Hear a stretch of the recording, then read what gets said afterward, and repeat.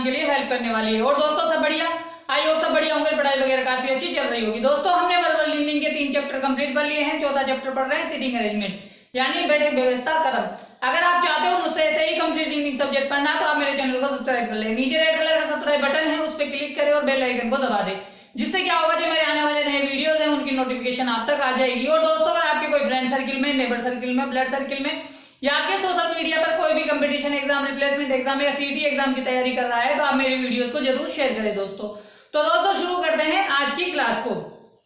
दोस्तों हमने verbal linking के 3 चैप्टर कंप्लीट कर लिए हैं, चौथा चैप्टर पढ़ रहे हैं सिटिंग अरेंजमेंट। इस चैप्टर की काफी क्लासेस पीछे हो चुकी है। जो विद्यार्थी आज की क्लास को देख रहा है, मेरा उससे विशेष अनुरोध है कि जाके वो पहले पीछे की क्लासेस को देखे। क्यों देखे कि किसी भी सिटिंग अरेंजमेंट को सोल्व करने के लिए हमें जिन बेसिक चीजों की आवश्यकता होती है वो मैंने पीछे की क्लासेस में काफी अच्छे से पढ़ाया है। तो पहले आप पीछे की क्लासेस को देखें, फिर आगे की तरफ बढ़े। ठीक है दोस्तों। तो दोस्तों हमने पिछली क्लासेस में सिटिंग अरेंजमेंट के 79 क्वेश्चन डिस्कस कर लिए हैं। आज की क्लास में 80वां क्वेश्चन डिस्कस करेंगे।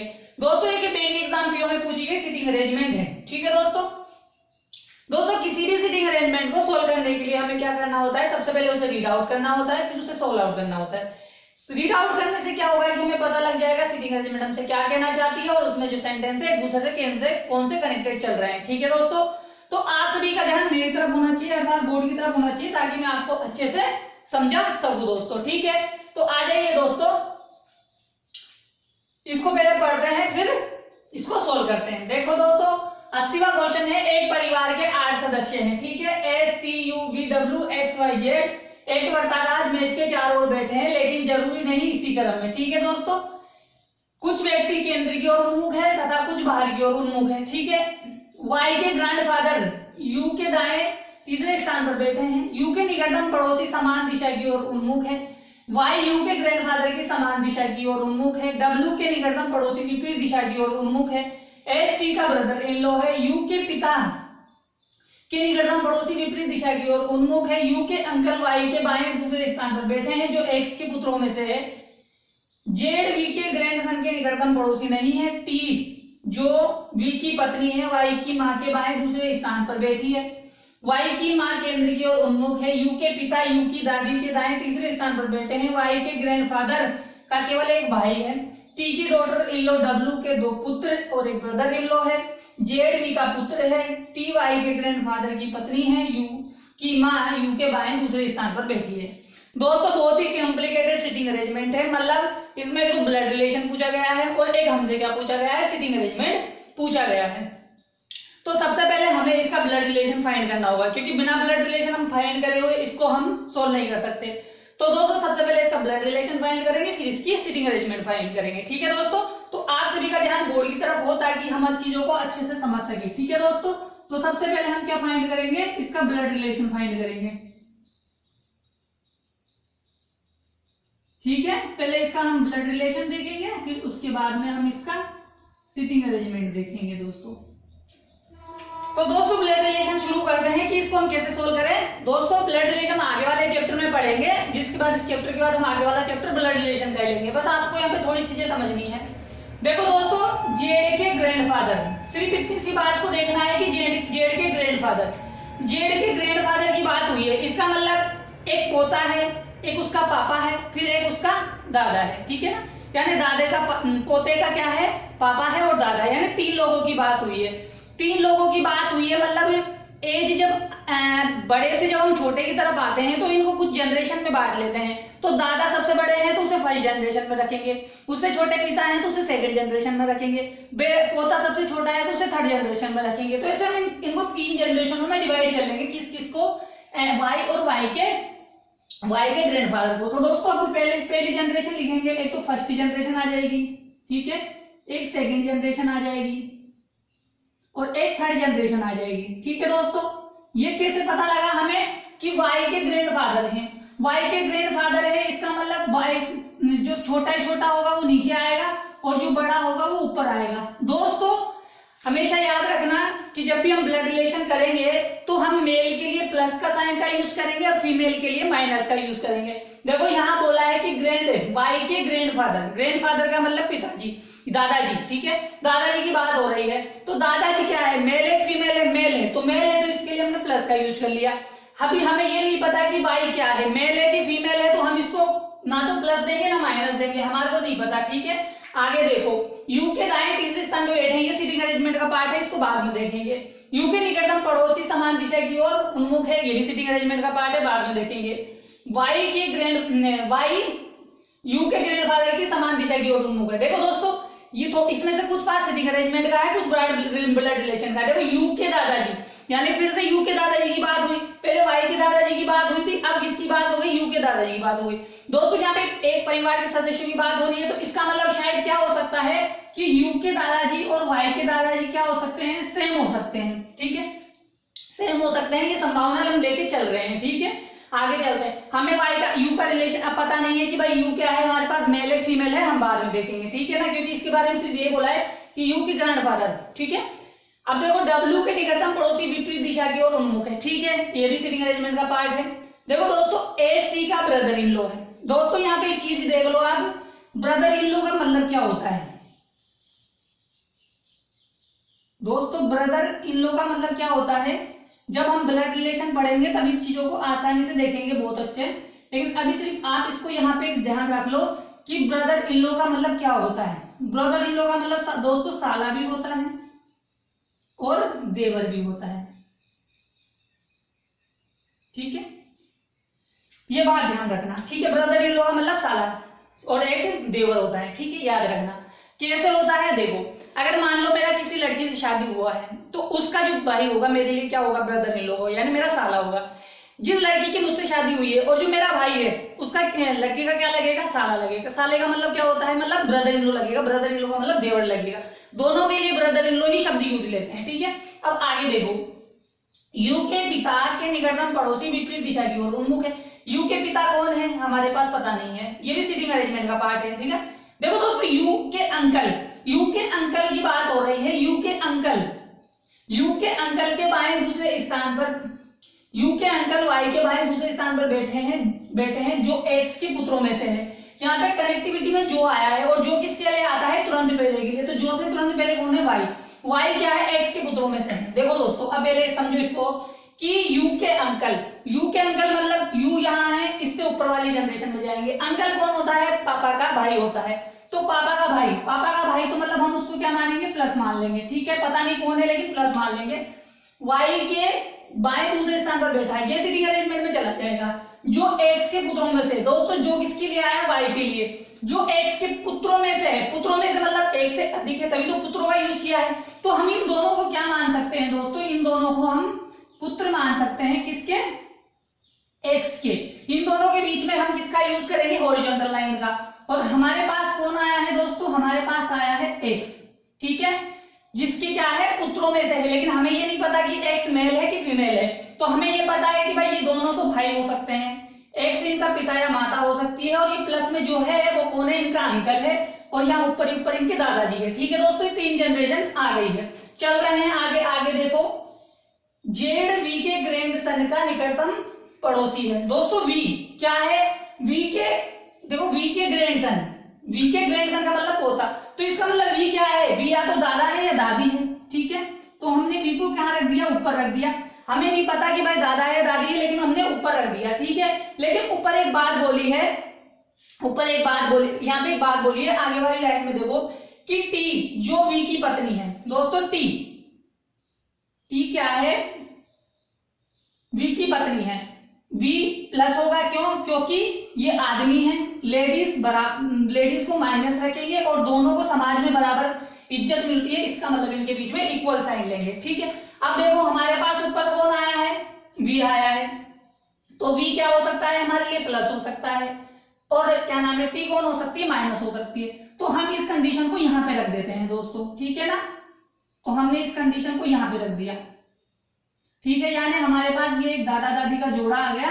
ठीक है ना, ये ध्यान रखना है। अब आगे देखो, आगे क्या बोल रहा है, आगे ये देखो, यहां तक हमने कर लिया। ठीक है, वाई की मां केंद्र की ओर उन्मुख है, ये सीटिंग अरेंजमेंट में गया। यू के पिता और यू की दादी के दाएं तीसरे स्थान पर बैठे हैं। ठीक है, वाई के ग्रैंडफादर कौन है दोस्तों, हमारे पास वी है। वी का केवल एक भाई है। ठीक है, इसका एक भाई है, किसका, ग्रैंडफादर का एक क्या है, एक भाई है, जिसको हमने प्लस दे दिया। ठीक है, कोई भी होगा, हमें पता नहीं है। ठीक है, देखो दोस्तों, टी की डॉटर इन लॉ, डब्ल्यू के 2 पुत्र हैं और एक ब्रदर इन लॉ है। दोस्तों टी की daughter in law W, T की daughter in law W, W है मतलब देखो ऊपर एक्स की बात हुई थी, अब यहाँ पे ये डॉटर इन लॉ है, इसका मतलब ये लेडीज है, लेडीज है तो इसका मतलब ये क्या हो जाएगा, जेंट्स हो जाएगा। तो एक्स हमारे पास क्या हो जाएगा दोस्तों, प्लस हो जाएगा, और जो डब्ल्यू है हमारे पास दोस्तों वो क्या हो जाएगी, हमारे पास माइनस हो जाएगी, यानी ये हमारे पास एक जोड़ा निकल के आ गया। ठीक है, और यहाँ पे एक अंकल जी थे तो अंकल जी को हमने इधर सरका दिया थोड़ा सा। ठीक है दोस्तों, जो अंकल जी किसके हैं, यू के हैं। अब आगे देखो, आगे क्या बोल रहा है, इस बात को हमने सोल्व कर दिया। ठीक है, आगे चलो, आगे क्या बोल रहा है, ये रहा कि यू के ग्रैंडफादर, यू के ग्रैंडफादर का केवल एक भाई था। ठीक है, और इसको हमने कर दिया टी की डॉटर इन लॉ डब्ल्यू है के 2 पुत्र हैं और एक ब्रदर इन लॉ है। ब्रदर इन लॉ का मतलब दोस्तों मैंने बता ही दिया है क्या होता है, साला और देवर होता है। ठीक है, जेड, जेड जो है वी का पुत्र है दोस्तों, वी कहाँ है, यहाँ है, वी का पुत्र कौन है, जेड है, जेड है मतलब वो नीचे वाली जनरेशन में आ सकता है, तो हमने उसको क्या मान लिया, प्लस मान लिया। ठीक है, आगे देखो, आगे क्या बोल रहा है कि टी वाई के ग्रैंडफादर की पत्नी है। देखो दोस्तों, वाई के ग्रैंडफादर कौन है, हमारे पास वी है, जिसकी पत्नी कौन है, टी, ये तो हमने यहीं से फाइंड कर लिया था, कहां से, ऊपर वाली लाइन से। अब आगे देखो, आगे क्या बोल रहा है कि यू की माँ यू के बाएं दूसरे स्थान पर बैठी है। देखो दोस्तों, यहां तक हमारे पास कितने लोग आ चुके हैं, 3 तो ये आ गए, मतलब 2 तो ये आ चुके हैं, 3 ये आ चुके हैं, 2 ये आ चुके हैं, 7 लोग आ चुके हैं, एक व्यक्ति बचा हुआ है। जो व्यक्ति बचा हुआ है वो हमारा कौन सा हो जाएगा, वो हमारे पास बी का भाई हो जाएगा। ठीक है दोस्तों, तो ये फर्स्ट जनरेशन थी, ये सेकंड जनरेशन थी और ये थर्ड जनरेशन थी। आई होप आपको दोस्तों ब्लड रिलेशन समझ में आया कि किस प्रकार से इनका ब्लड रिलेशन फाइंड आउट किया गया है। अब इसके बाद हम क्या रखेंगे, इनकी सिटिंग अरेंजमेंट को सोल्व करेंगे कि किस प्रकार से ये लोग बैठेंगे। ठीक है, आप इसका स्क्रीनशॉट ले लो ताकि अब हम सीटिंग अरेंजमेंट को सोल्व कर सके। ठीक है ना, तो अब इसका स्क्रीनशॉट ले लो ताकि हम सीटिंग अरेंजमेंट को सोल्व कर सके दोस्तों।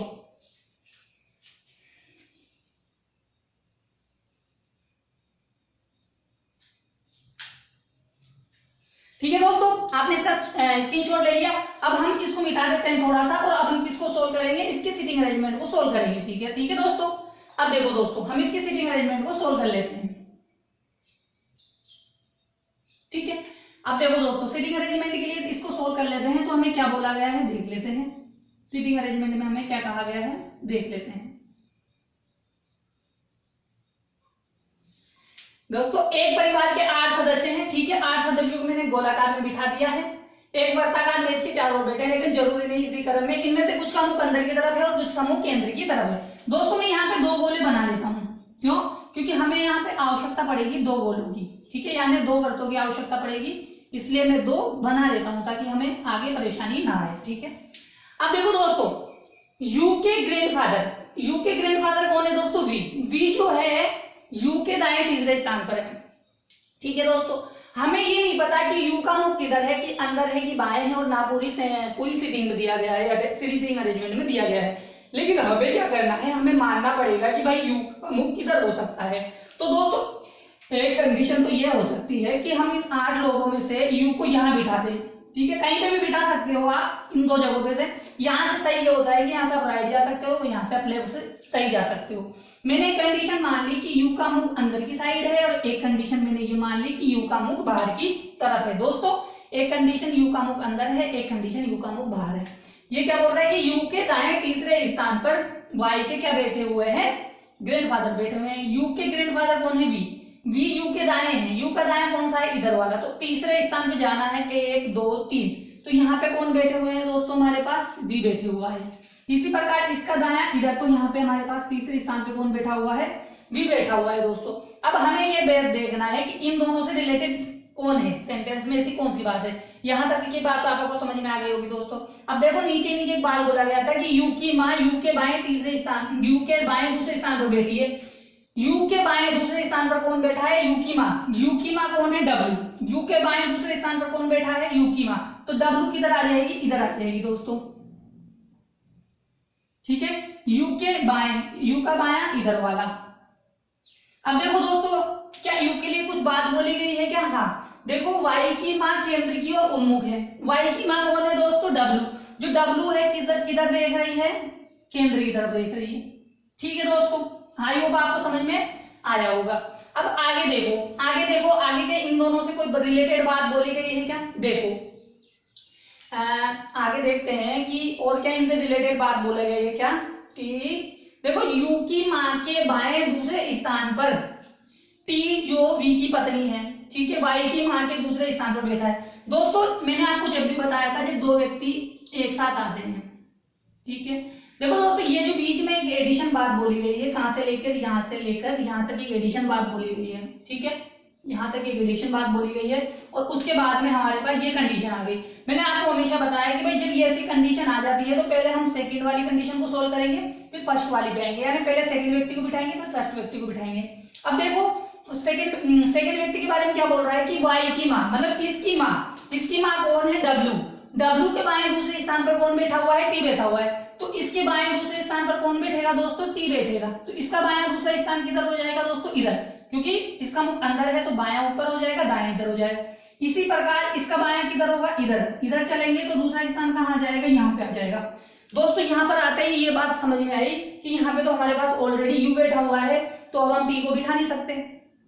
तो ये कंडीशन हमारी सही है, ये कंडीशन हमारी गलत हो गई। क्यों?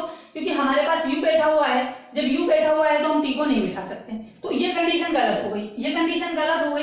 तो इस कंडीशन को दोस्तों मिटा देंगे और ऐसी वाली कंडीशन इसको बना लेंगे। क्यों? क्योंकि हमें आगे जाके आवश्यकता पड़ने वाली है। तो इस कंडीशन को फटाफट से हम चेंज कर लेते हैं और इसको वैसी वाली कंडीशन बना लेते हैं, ठीक है, क्योंकि ये गलत हो गई कंडीशन तो हम इसको मिटा देंगे। अब इसको मिटा देंगे तो हम बी का मुख कहाँ ले लेंगे? अंदर की तरफ ले लेंगे यू का मुख।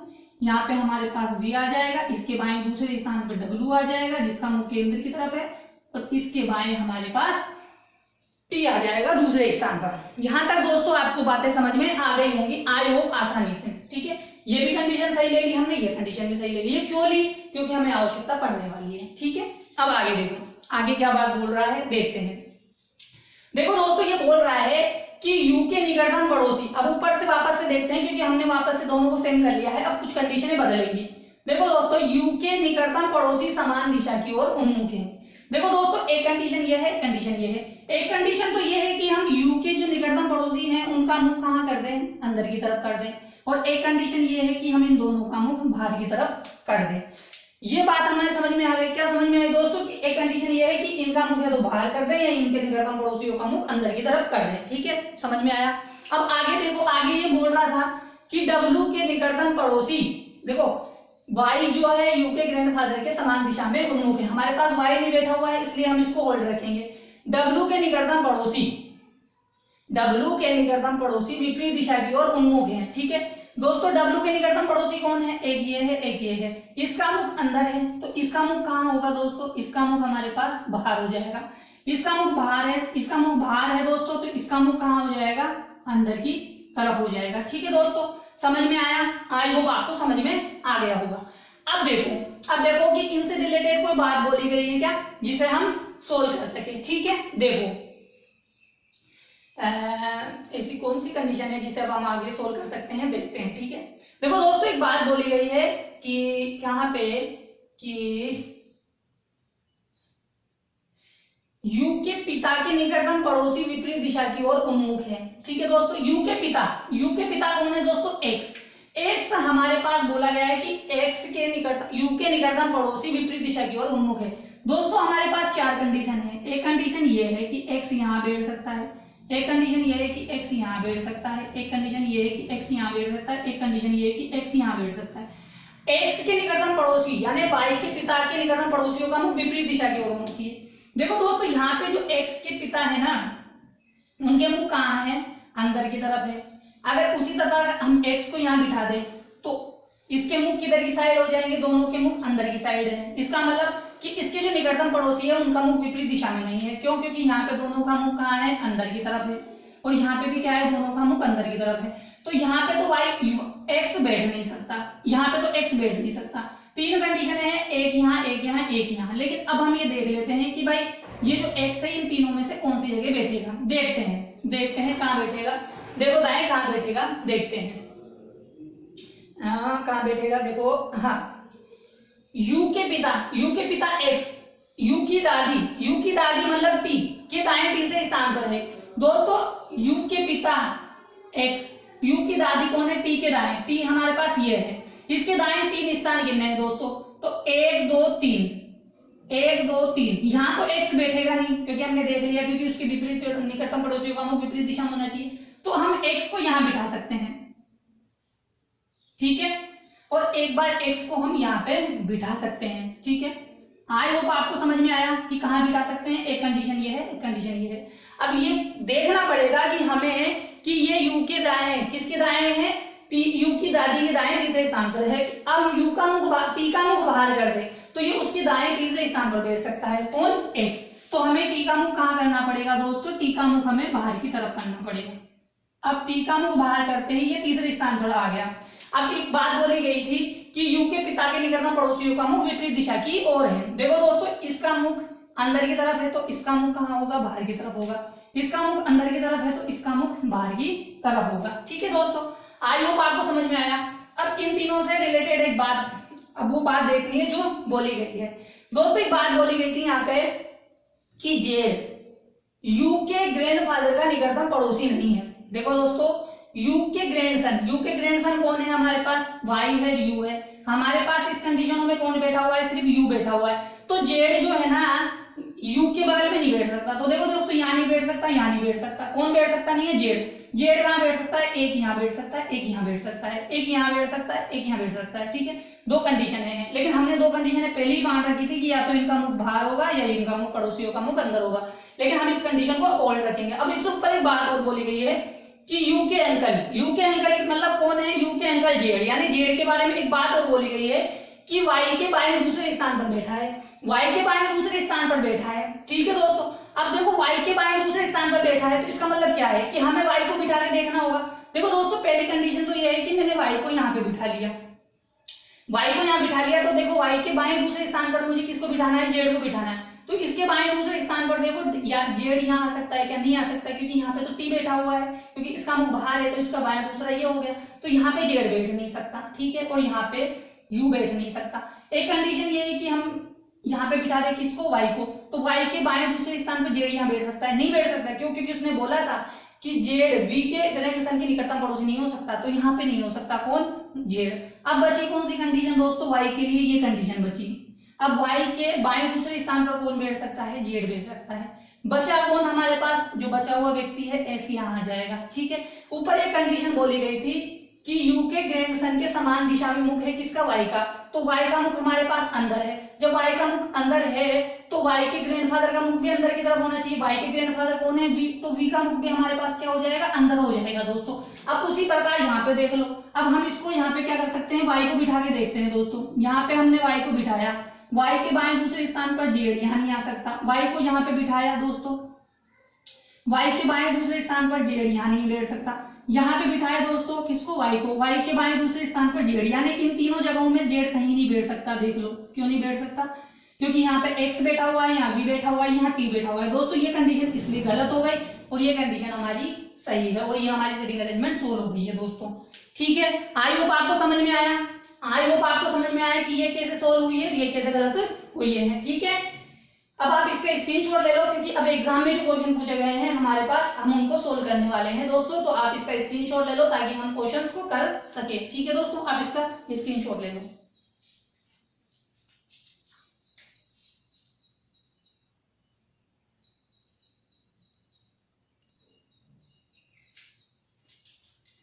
तो दोस्तों, पहला क्वेश्चन आपके सामने है इस सीटिंग अरेंजमेंट से रिलेटेड। बताइए इसका आंसर क्या होगा कि वी डब्ल्यू से किस प्रकार संबंधित है। देखो दोस्तों, जब भी हम ब्लड रिलेशन निकालते हैं, जब हम आगे वाले चैप्टर में सीखेंगे, तो आपको क्या करना है कि ये पता करना है कि ये जो पहला व्यक्ति है, ये पहला व्यक्ति क्या लगेगा डब्ल्यू का, कि मतलब डब्ल्यू का क्या लगेगा, मतलब हमें क्या मानना है, सेकंड व्यक्ति की जगह खुद को मान लेना है, मतलब इन दोनों की जगहों में से खुद को एक मान लेना है, ठीक है। तो अब आप ये देखो कि भाई आप कैसे निकाल सकते हो। तो सबसे अच्छा है कि आप सेकंड व्यक्ति खुद को मान लो, सेकंड व्यक्ति खुद को मान लो, मतलब आप डब्ल्यू हो, आप डब्ल्यू हो तो इसका मतलब आप कौन हो, डब्ल्यू हो, आप एक फीमेल हो। अब फीमेल हो आप, तो आपका आपका आपका क्या लिखना है, अगर कोई आपका अगर आपका रिलेशन किसी मेल से बिठाना है तो आपको का यूज करना है, अगर फीमेल से बताना है तो की का यूज करना है। तो आपका रिलेशन आपका रिलेशन टी से क्या है, मतलब आपका टी क्या, आपका वी क्या लगेगा, आपका वी क्या लगेगा बताओ दोस्तों, कि अगर आप डब्लू हो तो वी आपका क्या लगेगा। देखो दोस्तों वी जो है डब्लू का क्या लग रहा है, ससुर लग रहा है, तो डब्लू का वी क्या लगेगा, ससुर लगेगा। तो इसका आंसर क्या हो जाएगा दोस्तों, ससुर हो जाएगा। ठीक है, आई होप आपको समझ में आया। मैंने क्या बोला कि दोनों में से एक को खुद मान लो, खुद बैठ जाओ आप उसकी जगह। अब जैसे मान लो आप वी बन रहा हो, तो आप है ना वी बन गए, तो आप वी हो तो आप डब्लू के क्या लगोगे, ससुर लगोगे। ठीक है, अगर मैं डब्लू बन जाऊं तो मेरा वी क्या लगेगा, ससुर लगेगा। ठीक है ना, तो रिलेशन कैसे निकालना है, दोनों की जगह आप बैठ के देख सकते हो, एक व्यक्ति बन सकते हो। मान लीजिए मैं डब्लू बन गया तो मेरा क्या लगेगा, वी मेरा क्या लगेगा। ठीक है, मेरा क्या लगेगा, और किससे करें, क्या से, क्या मेरा क्या लगेगा, वी क्या लगेगा।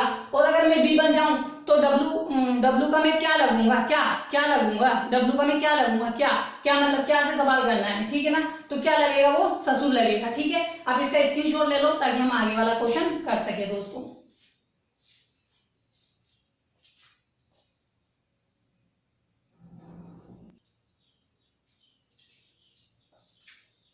बताइए दोस्तों, दूसरा क्वेश्चन आपके सामने है, इसका आंसर क्या होगा कि एस के दाएं पांचवें स्थान पर कौन बैठा है। बताइए दोस्तों, एस हमारे पास यहाँ है, एस का मुख बाहर है, तो एस का मुख बाहर है तो इसका दाएं किधर वाला हो जाएगा दोस्तों, नीचे वाला। तो इसके दाएं पांचवें स्थान पे जाना है, 1 2 3 4 5, कौन बैठा है, जेड, जेड है, सॉरी जेड बैठा होगा ना। हाँ, तो इसमें से एक ऑप्शन ये लगा लो, इनमें से कोई नहीं,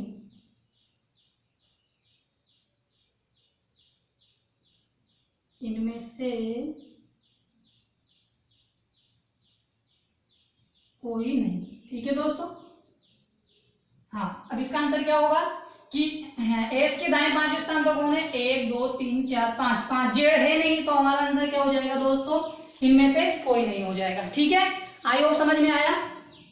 ठीक है, आप इसका स्क्रीनशॉट ले लो ताकि हम आगे बढ़ सके, आगे वाला क्वेश्चन कर सके। ठीक है दोस्तों, आप इसका स्क्रीनशॉट ले लो दोस्तों।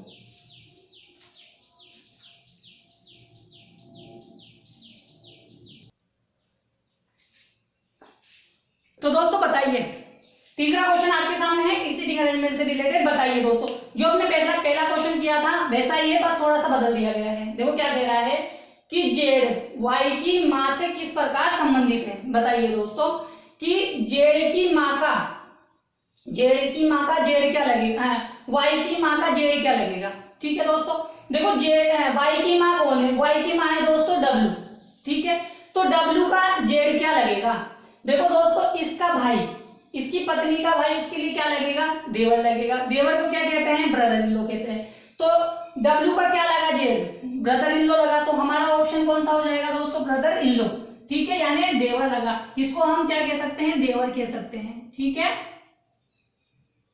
आइयो दोस्तों समझ में आया कि डब्लू का जेड क्या लगेगा, क्या लगेगा, क्या लगेगा, ब्रदर इन लॉ लगेगा, यानी देवर लगेगा। ठीक है, तो पहले हमने इसे क्या किया, सिंपल किया कि जेड की माँ कौन है, जेड की माँ वाई की माँ, सॉरी वाई की माँ कौन है, डब्लू है। डब्लू का क्या लगेगा, जेड, डब्लू का क्या लगेगा, जेड क्या लगेगा, ब्रदर इन लॉ लगेगा। ठीक है, आप इसका स्क्रीनशॉट ले लो, आगे वाला क्वेश्चन करते हैं दोस्तों।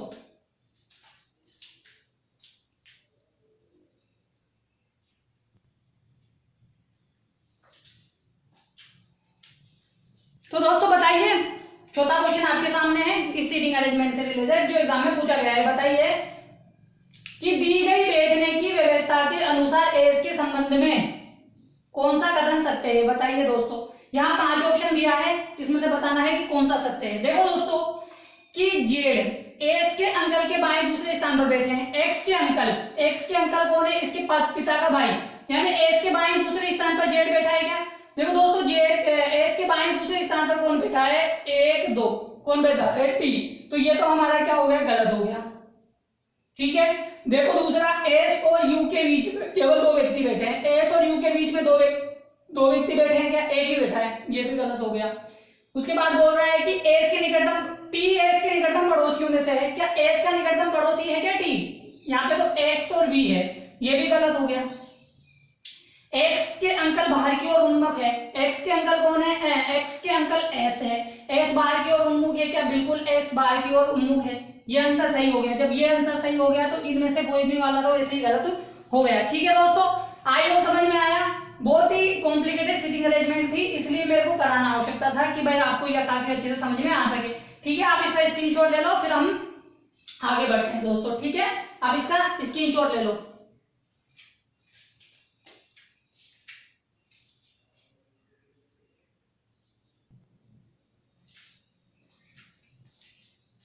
तो दोस्तों बताइए, ये आखिरी क्वेश्चन है, एग्जाम में पूछा गया है, इस सीटिंग अरेंजमेंट से रिलेटेड बताइए कि टी एक्स के अंकल से किस प्रकार संबंधित है। बताइए दोस्तों कि टी जो है एक्स के अंकल से किस प्रकार संबंधित है। दोस्तों पहले तो क्या करना है कि हमें इसको सिंपल वे में करना है कि इसको कि एक्स के अंकल को, कि एक्स का अंकल कौन है, एक्स का अंकल एस है। ठीक है, तो एस की लेडीज है, तो एस की टी क्या लगेगी भाई, इसका भाई है वी, तो वी की जो पत्नी है एस की क्या लगेगी, भाभी लगेगी। भाभी लगेगी इसका मतलब क्या लगेगी, सिस्टर इन लॉ लगेगी। सिस्टर इन लॉ लगेगी मतलब क्या लगेगी, भाभी लगेगी। ठीक है, तो इसका आंसर क्या हो जाएगा, भाभी। तो भाभी को इंग्लिश में क्या कहते हैं, सिस्टर इन लॉ कहते हैं दोस्तों। ठीक है, आप इसका स्क्रीनशॉट ले लो। बोलो, ये जो 3 क्वेश्चन कराए थे हमने, इसमें बीच बीच में काफी इंपॉर्टेंट थे और इससे पहले वाला भी काफी इंपॉर्टेंट सवाल था। ठीक है दोस्तों, आप इसका स्क्रीनशॉट ले लो। तो दोस्तों आज की सीटिंग अरेंजमेंट उससे रिलेटेड क्वेश्चंस आपको काफी अच्छे से समझ में आ गए होंगे दोस्तों। अगर आप चाहते हो मुझसे ऐसे ही कंप्लीट रीजनिंग सब्जेक्ट पढ़ना, तो आप मेरे चैनल को सब्सक्राइब कर ले।